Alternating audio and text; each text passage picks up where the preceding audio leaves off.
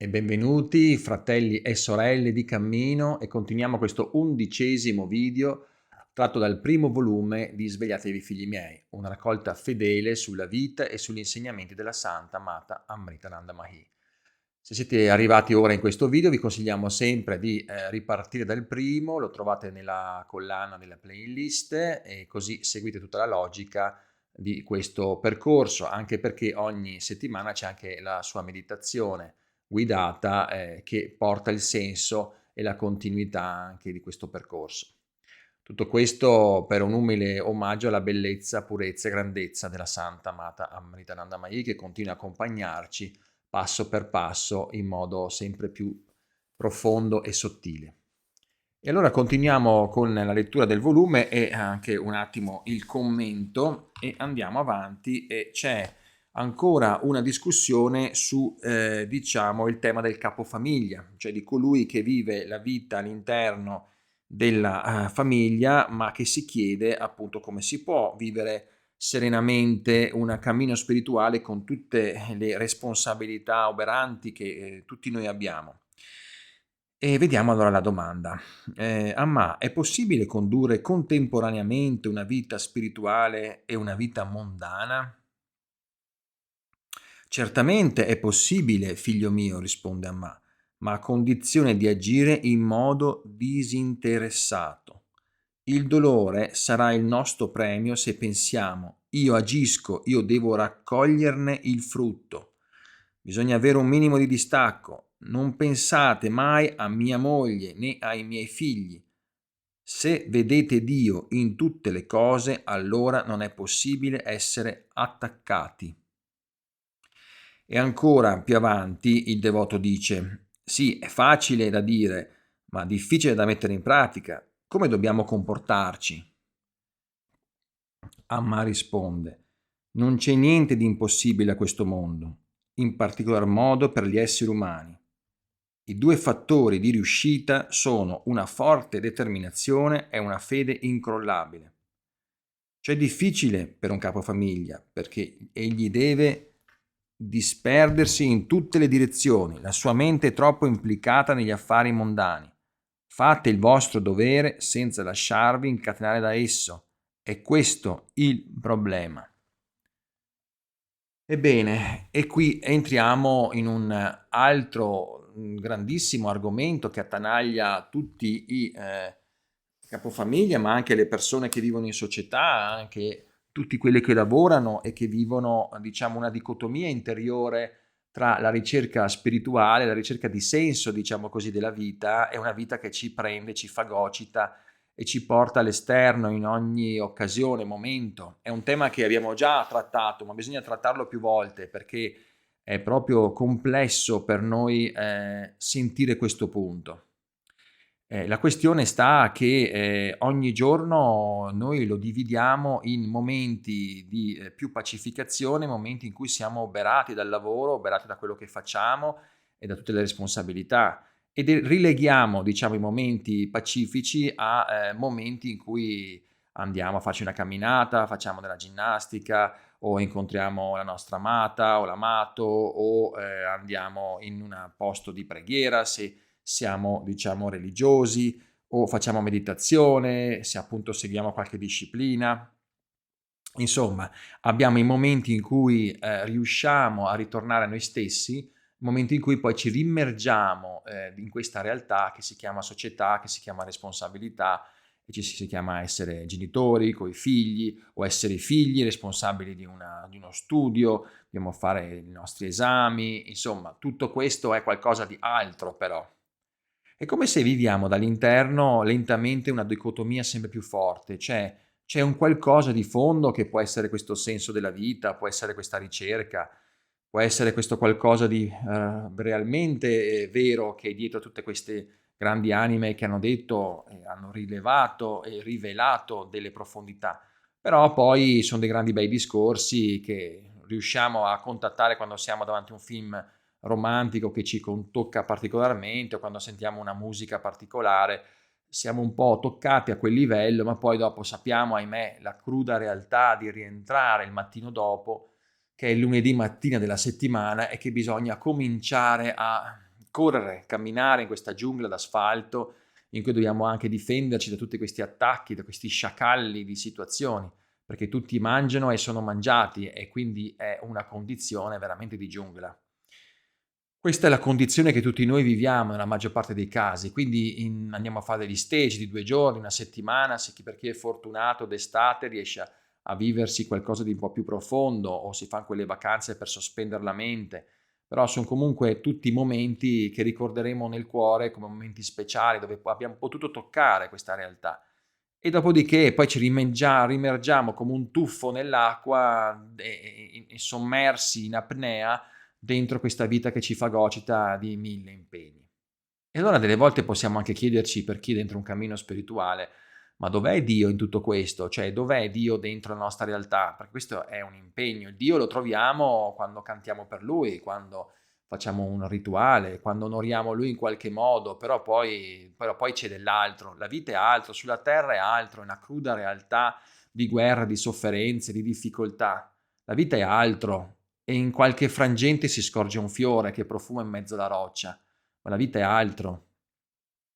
Bene, questo è ciò che è di più fuorviante nel ricercatore, perché lentamente, andando in profondità di questo tema, e Amma qua ci mette in guardia con la sua osservazione, perché dice quasi all'inizio: se vedete Dio in tutte le cose, allora non è più possibile essere attaccati. Attaccati ovviamente lo intende come attaccati da un punto di vista dell'attaccamento, quindi suggerisce anche il tema di avere un distacco, una giusta comprensione, una giusta visione delle cose, della sua impermanenza. Però qua anche prendiamo l'accezione di attaccati come attaccati dalla vita, vedere Dio in tutte le cose. Ma cosa significa questo concetto? Sembra proprio il classico concetto spirituale che siamo così distanti da poter vedere la bellezza di tutte le cose. Che cosa vuol dire?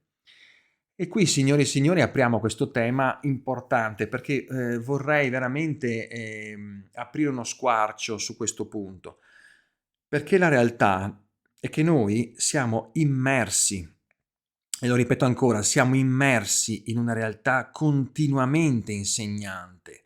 La vita stessa è una continua prova di insegnamento e di bellezza che ci forgia giorno per giorno, ci mette alla prova per renderci sempre più percettivi e sensibili, ma non solo.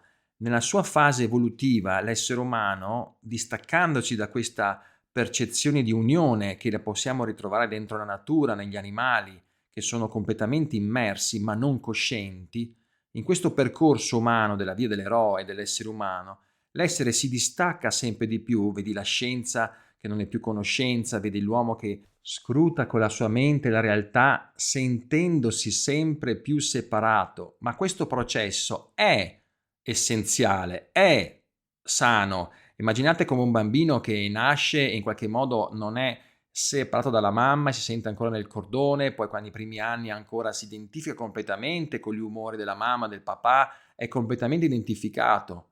In parte sta bene, in parte sta malissimo perché è nella mercé completa di un flusso di identità. Lentamente il bambino si diventa più grande e a 14 anni poi ha anche le sue fasi ogni 7 anni degli effetti di rivoluzione e anche di attacco di fronte a ciò che lo rendeva appartenente e quindi inizia a litigare con i genitori, a non vederli più giusti come pensava e così avrà diverse fasi di dover digerire tutta questa parte. Queste fasi sono sane per l'evoluzione del ragazzo che in qualche modo nella sua opposizione e così poi si opporrà alla società, al lavoro, agli adulti che non capiscono, eccetera, eccetera. È sana questa opposizione perché si sta identificando su se stesso, sta trovando una sua realtà.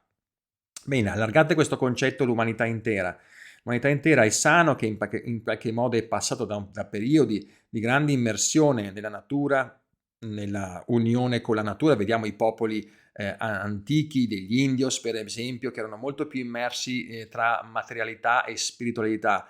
E piano piano però ci siamo trovati dentro a dei cementi, a delle città di cemento dove è tutto distante, diversificato e ci sentiamo molto molto distanti, ma è sano questo processo perché grazie a questo processo ci stiamo sempre più identificando, ci stiamo sempre più allontanando diciamo così, dall'unità, ma allontanandocene ci stiamo sempre più concentrando su di noi e quindi realizzando la nostra individualità, proprio per opposizione.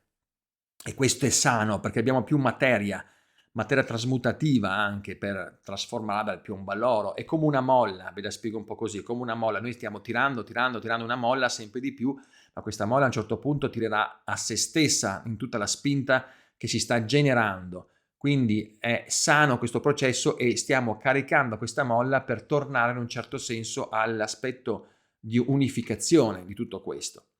Ma cosa significa questo? Quindi noi ci stiamo, diciamo, separando e questo è un processo sano, però dall'altra parte dobbiamo comprendere anche sempre più che qual è il senso anche della vita, perché se rimaniamo bloccati, diciamo, nel nostro egocentrismo, questo è un annientamento, perché è in un certo senso fine a se stesso e quindi sofferente.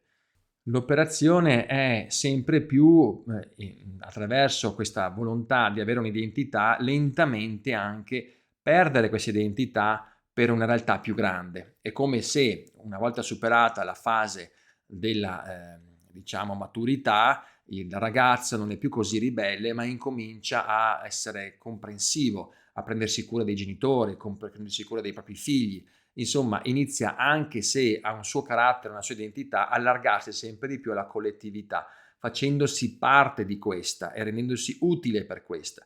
Come nella visione del singolo, così nella visione delle razze e dell'evoluzione dell'umanità, anche noi siamo in queste fasi, dovete sempre vedere le cose in modo olografico. Quindi tutta l'umanità sta procedendo verso una fase di grande identificazione, ma stiamo arrivando al punto, diciamo, di maturità, mettiamola così, dove incominceremo sempre più a renderci conto della relazione con tutto, dell'importanza anche di maturare questa apertura verso e quindi di toglierci questa identificazione così forte o diciamo meglio metterla al servizio e quindi in un certo senso allargare sempre più il campo di identità e quindi diventiamo, come dire, cibo per il resto, utili per tutta l'energia che in qualche modo ci ha sostenuto fino ad ora. Ma torniamo a noi, a poveri noi, dentro la nostra vita, la nostra realtà, tutti questi oberanti momenti di lavoro. Il tema qui da osservare è per quanto noi siamo identificati, c'è un concetto di fondo che è di iniziare a vedere realmente che ogni momento della nostra vita, ogni cosa che ci succede è all'interno di un percorso trasformativo, è utile per realizzare delle parti spirituali profonde, è spiritualità continuamente vivente, non è dentro un tempio, non è nella meditazione seduti, non è andando a fare uno stage, non è incontrando un guru, il momento sacro della vita, il momento oltre il quale tutto il resto è impegno. È un po' come dire io lavoro e poi vado in vacanza, finalmente vado in vacanza, tutta la vita è lavorare per andare in vacanza. E cosa faccio? Non vivo quando lavoro? Stessa cosa, io continuo a lavorare immerso, poi a un certo punto i miei momenti di preghiera, i miei momenti di bellezza, i momenti di incontri con la spiritualità e dopodiché cos'è? Non è più spiritualità il resto? Incontrare il tuo avvocato, incontrare il datore di lavoro, incontrare la persona che devi licenziare, tutto quello che dovrai fare dalla mattina alla sera è spiritualità. Cioè, dentro a questi aspetti ci stanno insegnamenti continui. Il risveglio è fermarsi a vedere che ogni momento ha insegnamenti continui, cioè ha continue bellezze, ha continue prove, ha continui suggerimenti di come progredire internamente, risvegliare, vedere il senso, vedere l'opportunità, vedere la cosa da fare per poter andare a fare un passo oltre. Tutto un insegnamento, in ogni momento, quando mangi, quando cucini, quando ti fai una camminata, quando anche stai piangendo, quando anche qualcuno ti sgrida, quando anche devi fare i compiti, quando anche sempre, quando anche ora, in ogni momento. Non c'è un momento separato. Se vuoi negli ambienti di culto, negli ambienti di preghiera, di ricerca, hai un momento dove puoi maggiormente, tra virgolette, ricordarti, ma non è che stai approfondendo, stai ricordando un qualcosa che nella profondità ce l'hai sempre. Perché sempre puoi meditare. La meditazione è uno stato dinamico, cioè tu sempre sei dentro la meditazione, se la vuoi vedere così. diciamo che sempre sei messo alla prova di poter osservare come tu vanno i tuoi pensieri, i tuoi giudizi interiori, come ti stai attaccando al tuo ego, alla tua identità perché hai paura di guardare le cose profondamente. Sempre sei sotto una luce di trasformazione, quindi di insegnamento, di bellezza. Cioè la realtà intorno a te, in ogni respiro che tu fai, è cammino spirituale. È dentro tutto questo, cioè non è che si separa. Quindi come si può separare a questo livello e essere così, diciamo, continuamente ciechi pensando che ci sono dei momenti, dei personaggi in cui noi ci risvegliamo? Il risveglio è questa cosa qui. Il risveglio è fermarsi. Il risveglio è tornare a casa, è fermarsi e vedere che ogni momento è grazia, cioè è graziato, ogni momento è utile, perfetto, è grazia, cioè ti sta insegnando come fossi in una chiesa, come fossi in qualcosa che è prezioso in ogni momento, perché ti dice, ti parla, ti insegna, ti può aprire degli scenari ancora più alti. Cioè la trasmutazione in ogni momento, non c'è qualcosa che è meglio, non c'è il momento meditativo, non c'è il momento lavorativo, non c'è il momento adesso mi immergo nel mondo sociale, mi immergo nel lavoro. La continuità di sentire che questo permane sempre e sempre l'opportunità c'è per riconnettersi in profondità, che va benissimo così, anche una società di cemento newyorkese va benissimo così, perché Dio è anche dentro il cemento, cioè non è che è fuori da lì, perché tu hai questo tipo di spettro in questo momento che è perfetto così, un tempo c'erano i cavalli e i bufali, adesso ci sono le macchine, ma non è cambiato niente, è una questione interna. Del metterti in condizione internamente come prova di esercitare un'evoluzione, una fissazione della tua luce verso una consapevolezza e strati di consapevolezza sempre maggiore. Non importa che cosa, le cose, la quantità di cose che cambiano nel tempo e in ogni momento, ma ciò che importa è il come, qui, ora, adesso, il come ti la vivi, come proietti delle cose, come ci respiri sopra, come le ingoi male, cosa ti stanno insegnando. E quindi c'è grazia, c'è metodo di risoluzione, ci sono squarci di bellezza anche nell'humus più pesante, perché tutto confà per trasmutarti e trasmutare. E lentamente, procedendo in questo modo, rallenti il domani, perché il domani è simile all'adesso, quindi stai qui e adesso e c'è tutto il modo di stare dentro questa bellezza processuale. Quindi la realtà spirituale è materia, non esiste l'ombra, esistono variazioni della luce. Non esiste qualcosa chiamato la sessualità o l'amore, esistono variazioni di un tema. Ogni cosa ammettiamo che ha delle variazioni di ottava, come una musica che in qualche modo passi da un do a un do maggiore, sono ottave di una stessa energia però.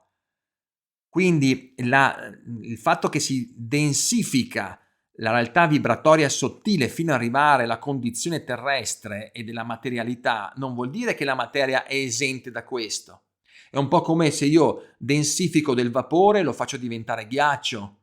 Il vapore è sempre quello, dopo un po' diventa liquido e poi diventa ghiaccio. Non è che c'è qualcosa che è apparso o qualcosa che è differente. Possiamo dire sono ottave differenti, in questo caso 3 ottave dal vapore al liquido al ghiaccio.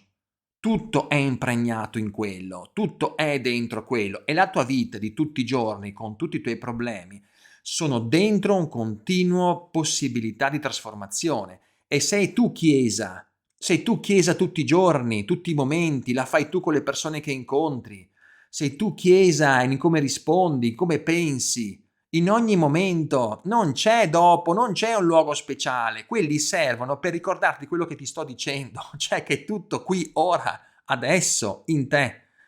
Tutti i luoghi, le meditazioni, le pratiche servono tutti solo per ricordare, non servono per andare in qualcosa di speciale. Non c'è la persona speciale, non c'è l'arrivo speciale, ma c'è la condizione speciale di aprire gli occhi e vedere che tutto è dentro la realtà adesso in un qualcosa che insegna sempre, che ti regala sempre e che ti porta in ogni momento a sviluppare questo processo d'amore. È vero che gli ashram, i templi, i monasteri aiutano in parte, ma non pensate che sia semplice anche lì, perché ritorniamo allo stesso punto. La condizione esterna aiuta. Allora noi che siamo dentro la società stiamo attenti con chi stiamo, dove andiamo, chi frequentiamo, cosa ingurgitiamo, cosa mangiamo, cioè che attività fisiche facciamo. Ovviamente tutto questo è da stare attenti, perché siamo più soggetti a spinte esterne, più soggetti a dimenticarci, ecco, possiamo dir così. Però se riusciamo noi a rafforzarci dentro qui è un lavoro enorme, perché la società è tanto, come posso dire, distraente, persuasiva, e quindi ci perdiamo con molta più facilità.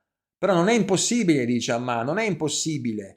Bisogna essere determinati e concentrati, questo sicuro, fare pratica, sicuro. Ma qual è la pratica? Quotidiana, momento per momento, respiro per respiro, atteggiamento, modo, ritornare, ascolto, osservarsi, osservare.